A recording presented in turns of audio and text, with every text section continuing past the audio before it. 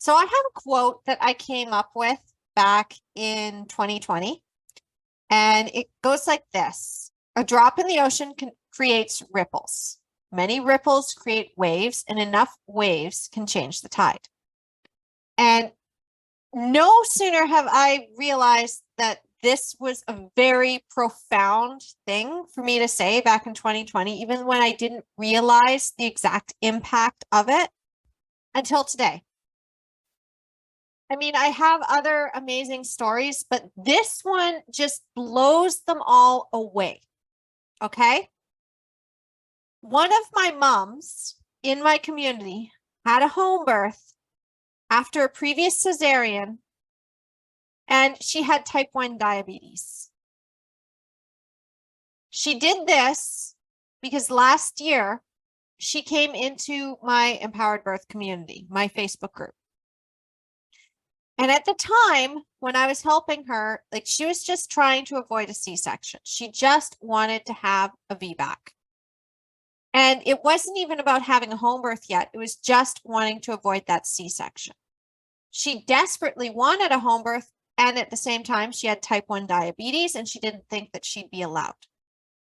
Learning what I have taught over the last few years, like, she basically binged on my videos that I'd already done. And then she also took some of my free trainings that I had inside the Facebook group when I was running my Empowered Birth workshops. One of them was Get Past Your Fear in 5 days or less. And she actually ended up buying the course from me from that point, because she's like, you know what? Like, this is so helpful, and I want to be able to go through it again.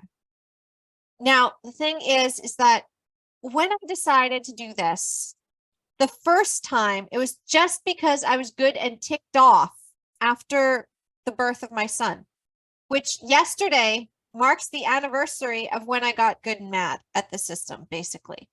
I had my son, and I was still trying to be okay with his birth, but I wasn't. I was not okay, because that too small, tiny baby that might not tolerate labor was almost 8 pounds. Now, that wasn't a hard birth by any means. Like, now that I understand the physiological process, that was actually pretty easy. What was hard for me was fighting, begging, and trying to compromise with the medical system just to avoid a C-section.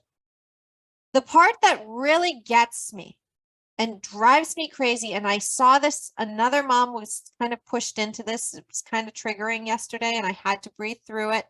Thank goodness for the tools that I have picked up in my communities with all of my coaching friends, and just being able to do that emotional regulation, because let me tell you, something like that would have been so devastating a few years ago. I would have just broken down in tears. I would have been sobbing inconsolably, because birth trauma never goes away. It never, ever goes away.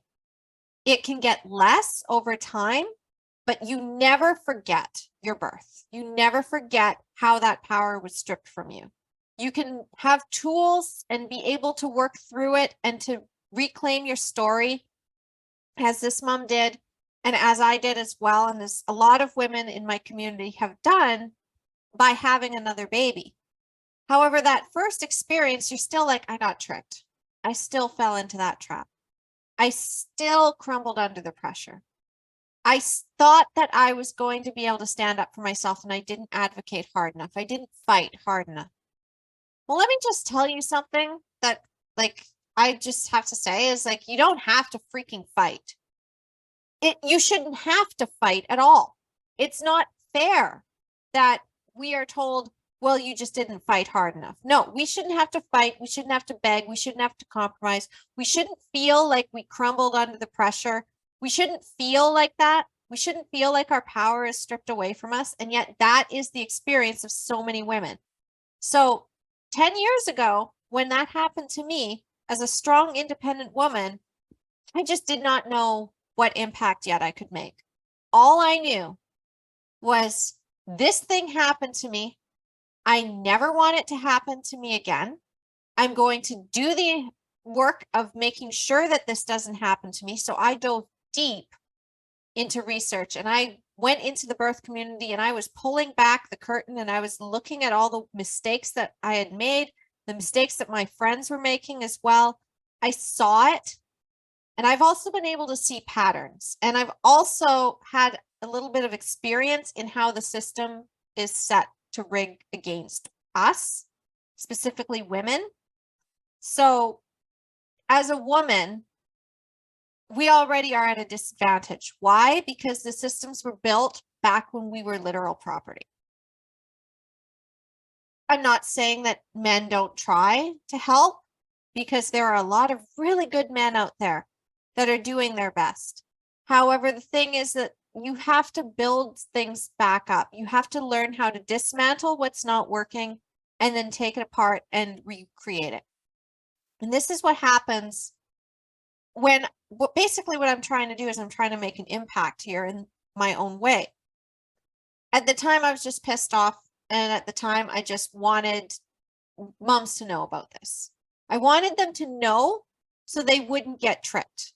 So I went out there on my little soapbox, even though I was terrified of getting in front of anybody.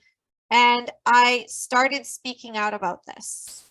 And that then led to me getting into communities with other people that could help me to understand and refine my message. And eventually it got me into the virtual coach community. It got me into the groups that I'm in now. It got me with the friends that I have now to be able to understand the marketing that I needed to do to keep getting that message out there. But last year, when I was still perfecting that message, is when this mom came to me. Now, let me just tell you something really awesome. So you can really see how these little tiny drops in the ocean create the ripples that then create the waves. Okay. So this mom, as I said, she came into the community. She just wanted to avoid a C-section. She then learned that she could work through her fears. She then also learned about what was going on in the system, the limitations of her midwife, the traps that she fell into. One of them just being how we've been taught to think about birth and how we've been taught to think about natural birth and preparation for birth, and doing all of the things that then basically sabotage our bodies and make it so that birth doesn't work the way we think. We think we're broken. We go for the interventions. Like, that's basically the story of so many women. But what she ended up doing after that is she decided, you know what? I'm not just having a VBAC, I'm having a home birth. And I don't care that I have type 1 diabetes. I'm going to at least try. I deserve to be able to at least try. So she managed to find a midwife who would support her, whereas before, this midwife would not support type 1 diabetes. However, she was able to really stand in her power and say, no, like, I need the support and I'm going to get it. And the midwife was willing to at least try this out. This is another thing that a lot of my clients end up doing, and I teach them the skills so that they're able to do that. They're able to go out and they're able to find those care providers who are willing to maybe go against what's been taught just to see if this will work. Now, I just have to say, she not only had her beautiful home birth, but because she was able to do it, this is now allowed for the midwife to start supporting more type 1 diabetic mothers in the community. By me putting my information out there without any attachment to it, just wanting to do it from a place of service, this mom was able to find that. She was able to basically reclaim her power. And now she's creating ripples in her own community. Now, the thing is that you can do this in your own life. Every time that you shine your light on someone, every time that you share something that you have learned, something with wisdom, something that you take for granted even. It's like, well, I struggled with this too, and here's what helped. And I can empathize. When you do that, when you just put it out there with no attachment, this is what happens, is that suddenly someone else finds the light in them. The thing is that everybody has a light inside of them. They have that spark. They have that desire to do good in the world. They have that desire to do good, not just for themselves, but for others around them. They see the pain too. But we have also been taught, I'm just one person. What am I going to do? Yeah, the system really is screwed up. Yeah, all of us are getting traumatized. Yeah, it's really, really hard right now. Yeah, a lot of people are losing their jobs. What am I going to do? It's really scary out there. How am I going to make any bit of difference to this darkness that keeps coming in? Well, first of all, if you keep thinking that way, you're not setting up your light. Did you know that the more light that is around, the more the darkness can't get us? Do you know that the more good people in the world come forward and start sharing their gifts, the more that the evil in the world is overwhelmed and it can't keep growing? One of the things I really, really love is watching the movie Fern Gully with my kids. It's not even about Robin Williams as baddie. I mean, he's awesome. But did you notice there's a point where Hexus is just so big and so expansive, and Magi, the fairy that was probably the most powerful of all, she dies. And you think, oh, as a kid, you think, oh my gosh, that's so sad, like Magi dies. But the reason she did that is because those little flecks of light then went to every single one of the fairies. So the thing is that it can't just be one of us out there sharing our gifts. It's the impact. We're only on this planet for so long. We have a gift inside of us. You have a gift inside of you that if you don't share it before you die, nobody else gets it. So Magi knew she was old and she was going to share her gift before she died because she knew that the forces of evil, Hexus, was out there and he was going to decimate that rainforest. And so she's like, it's my time. I need to go. It's okay, though. I've got Krista, my little protege. But not only that, but I'm also giving the light to everybody else. And Krista then found the light in her hand. She knew. She goes and she takes that little seed and she goes to Hexus and she turns him into that tree. But first she gets swallowed. Like that sucked. But then everybody around saw that and they loved Krista. And they're like, wait, help it grow. And they all put their power ahead of that. So the thing is that we get so scared sometimes on shining our light or sharing our gifts or speaking out about things that matter, things that are really important. Because the difference between good and evil is that good grows and expands and helps people and shines light. And evil is what destroys that. Now, there's two different types of destruction. There's the destruction for destruction's sake, which is what Hexus was. He was the force of destruction. He was the force of, I just want everything burned to the ground and I want nothing to grow again. Ha ha ha, I'm all powerful in the name of profit, greed, convenience, whatever, personal fulfillment only with no benefit to anybody else. It's like, I don't care if everybody else suffers. I'm just going to be powerful. And then what are you going to do about it, little tiny fairy? I've got you. I've got you right where I want you. I've got this giant ass machine and I'm just going to come in here and I'm just going to destroy everything. I'm not going to plant anything new. And that's one force of destruction. There's the other force of destruction, which as a Scorpio, I very much understand. And as a woman, I very much understand. I hope I didn't screw up that microphone for a minute there. I talk a lot with my hands. But the thing is that we are tied to birth and death as women. And as humans, we are also tied to birth and death. We have the cycles of birth and death in nature. But then there's more growth and transformation. As a Scorpio, I understand about rising from the darkness.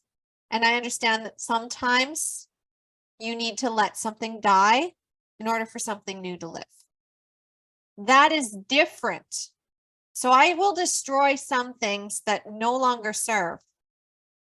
Like, for instance, a societal structure that kind of hurts everybody in it, I'm perfectly happy to help tear that down so that something new can grow.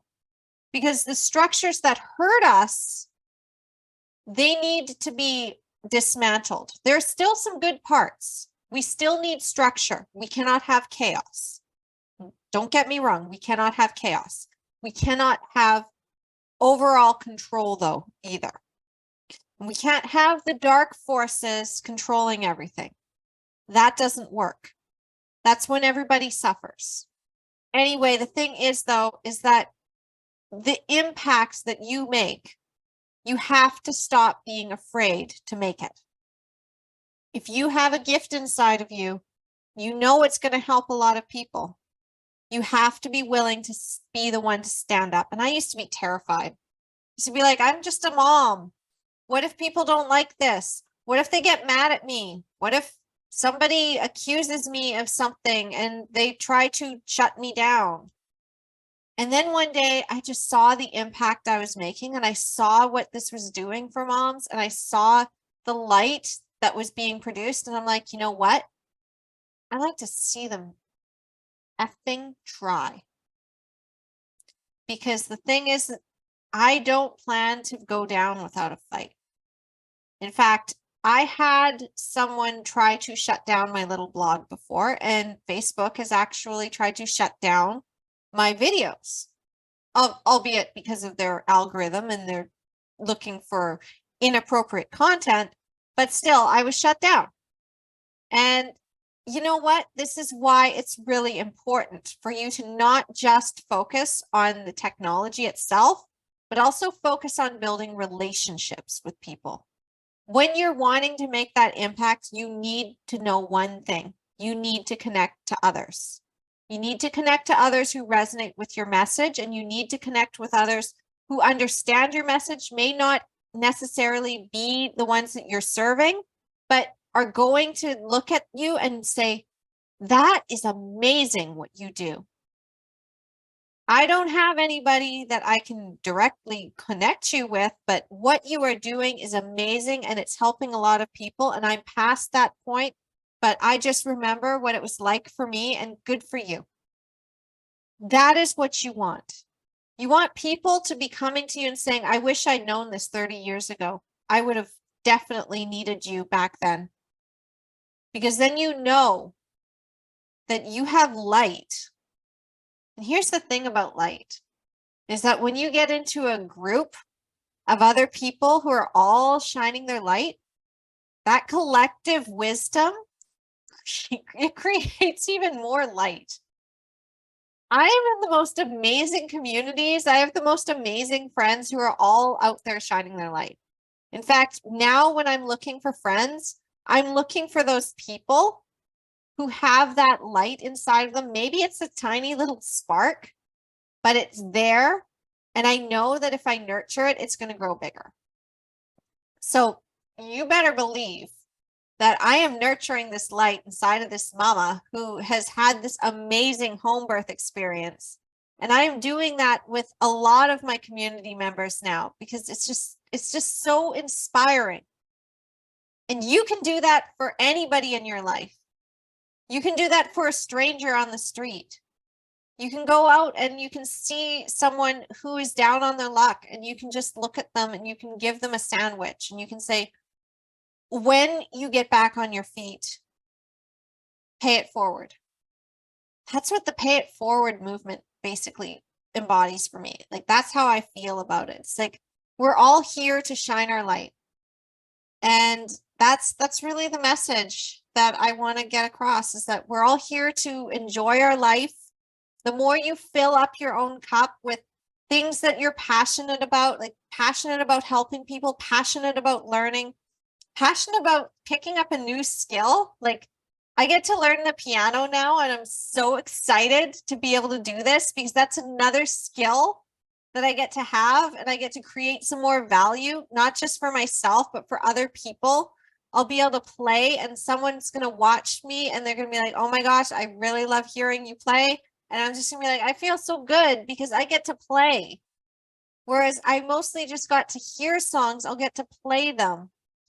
Because you know what? Another thing that I noticed about moms in particular is we're told that once we become mothers, we can't have our dreams anymore. That we have to put our dreams on the back burner.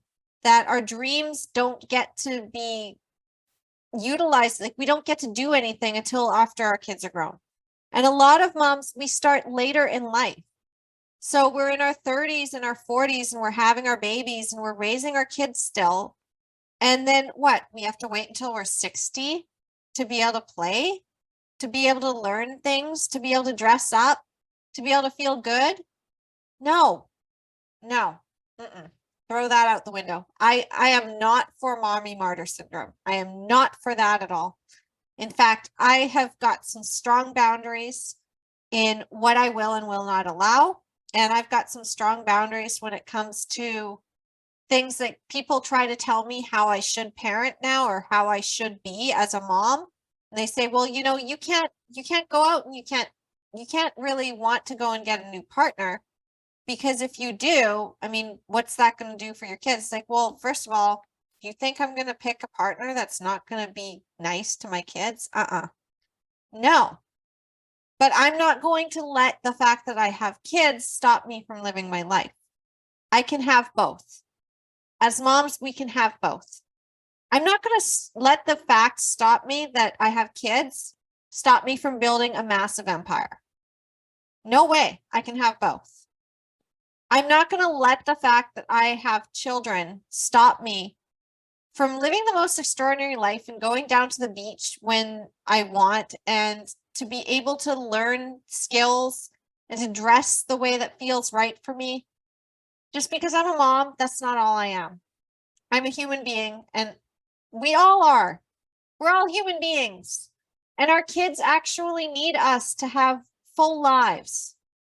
Because when kids see the message that mom and dad are just mom and dad, then they think that when they grow up, they can't be who they are. They're like, I guess I have to get serious now. I guess there's no more fun. So I'm going to try to cram all my fun in my 20s or in my teens, because as soon as I have kids, it's all over. Everybody's always saying, as soon as you have kids, it's all over. No, when you have kids, your life gets even more expansive, because now you get to create that ripple effect with your children. So I get to create that ripple effect every single day just by teaching my kids, and not only teaching my kids, but also helping them go out and show their friends, because there's a little boy in my kid's school, and his parents don't actually see his gift right now, and it's kind of sad. It makes me sad. But he's just this amazing little entertainer. And I told my son, it's like, you know, you might be that one friend that gets to tell him that he's amazing and encourage him to keep entertaining, so that he doesn't grow up and think, I guess I have to get serious now and go and be an accountant, when really he's meant to be an entertainer. Because that's the other thing about parenting, is we're not here to mold our children and put them into a box. We're here to find their little gifts and nurture those gifts and let them have their own light. And when you let everybody have their light and you contribute to that light, that's when the darkness can't get you anymore. And we're in such a time of darkness right now. We're in such a time of fear. So I just want to let you know that, yeah, there's a lot of scary stuff happening out there, but you've got a light inside you, and that light is going to spark someone else and spark someone else and spark someone else. All you have to do is go and touch one person with your light, one person, and spark their light, and it just keeps going. It keeps going. And suddenly you start to see the path. You can start to see the impact that you're really making. And then you get onto your journey of what you're supposed to do. I didn't have any idea that I was going to get to this point when I started. All I wanted was to have a natural birth. All I wanted was to have that control. And when it was taken away from me, I got good and mad. This is what happens to me, is that I just want something, bad stuff happens, and then I get good and mad about it. I see a pattern. I see how something didn't work. I see a trap that I fell into. I get good and mad about it, and then I tell everybody about it. And then that seems to spark things. So whatever your gift is, I'm just going to encourage you to follow it, because that's where you're supposed to be. And at the end of your life, one of my mentors and good friends, Annie Lala, she even says, like, I just want to die a good death. Where at the end of my life, I know that I've done all my gifts, I've given them to the world, and now it's going to continue after I'm gone. So that's what you're here for. You don't want to just survive. You don't just want to wait for death. You want to be able to triumphantly sign your name to what you've been able to accomplish. So that even if you get hit by a bus tomorrow, you've put enough light into the world that people are just going to continue your gifts. They're going to continue your legacy after you're gone. They're going to say, well, they weren't able to finish this, but let's finish it for them. Let's continue this for them because it was so important to the world. We can't let that memory be in vain. That's what you want. All right. So I hope Facebook let this happen. I hope that it didn't get cut off. I'll have to see in a minute, but I will talk to you soon. And I love you. And yeah, go shine your light. Bye.